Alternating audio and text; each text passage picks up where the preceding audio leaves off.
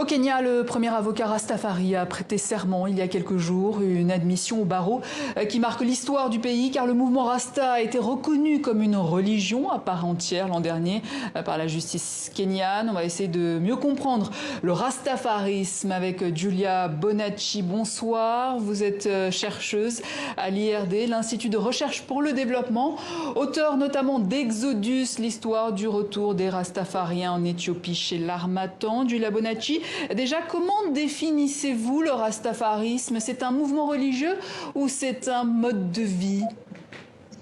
Bonsoir. Le mouvement Rastafari est d'abord associé à une levity. C'est un terme qui veut dire en fait une pratique, une façon de vivre.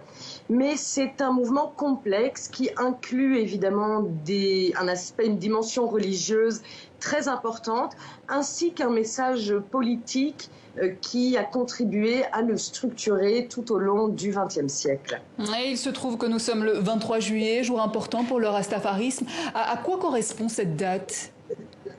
Tous les ans, le 23 juillet, les Rastafaris du monde entier célèbrent l'anniversaire de naissance de Haïlé Sélassié Ier, le dernier souverain éthiopien, qui est la personnalité au cœur de la cosmologie et du système culturel développé par les Rastafaris. C'est Dieu vivant sur Terre.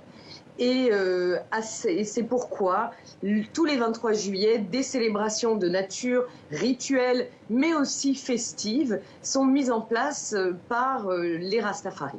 Alors, l'un des symboles des Rastas, ce sont les dreads. Qu'est-ce qu'ils signifient au juste ? Alors, les dreadlocks ont commencé à être portés par les Rastafaris jamaïcains dès les années 1940. Et représente à la fois une couronne, une consécration en fait de l'individu au service de Jah, au service de Dieu, en faisant référence au chapitre 6 du livre des Nombres. Et c'est aussi symboliquement un rappel de la crinière du lion. Et c'est surtout pour les communautés africaines et afro-descendantes la revendication d'une beauté associée aux cheveux naturels, noirs, c'est-à-dire non défrisés, sans usage de produits chimiques. Et donc les dreadlocks sont à l'intersection de plusieurs sens en fait très importants et portés par les Rastafaris du monde. Alors, quelle est justement la représentation des Rastas en Afrique peut-être? Vous avez des chiffres? Bon, les chiffres non, sont un peu délicats à manipuler, même s'il y a par exemple, il y a une présence de familles, de congrégations et de communautés Rastafari dans presque tous les pays d'Afrique. Il y a par exemple en Afrique du Sud une communauté qui se chiffrerait presque en millions de personnes, qui est très importante et qui a une place tout à fait reconnue sur la scène politique, sociale et culturelle sud-africaine. Mais voilà, les chiffres sont toujours un petit peu délicats. Est-ce que les adeptes du rastafarisme, les Rastas, donc, sont toujours marginalisés aujourd'hui dans la société ? Alors, dans une certaine mesure, le discours et la culture portée par les Rastafaris sont de nature contestataire. Donc, presque mécaniquement, ils se retrouvent souvent aux marges de la société face à une forte réticence dans des sociétés qui peuvent être conservatrices vis-à-vis des médias notamment.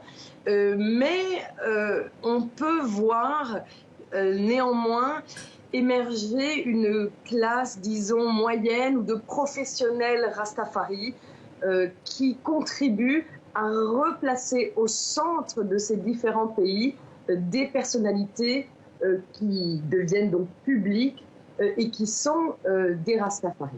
Alors on a parlé du cas kényan, le premier avocat Rastafari a prêté serment. C'est un grand pas pour vous et qui peut peut-être ouvrir la voie dans la reconnaissance du rastafarisme en Afrique et de leurs droits également ?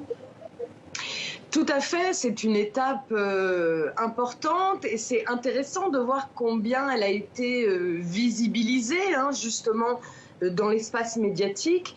Ce n'est pas dans tous les pays d'Afrique que les Rastas sont aimés et appréciés.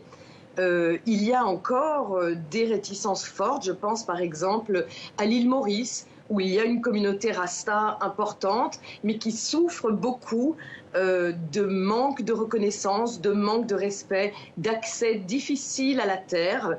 Et c'est encore une situation qui peut probablement se retrouver dans d'autres pays. Giulia Bonacci, merci. Je rappelle que vous avez notamment écrit Exodus, l'histoire du retour des Rastafariens en Éthiopie chez l'Harmattan.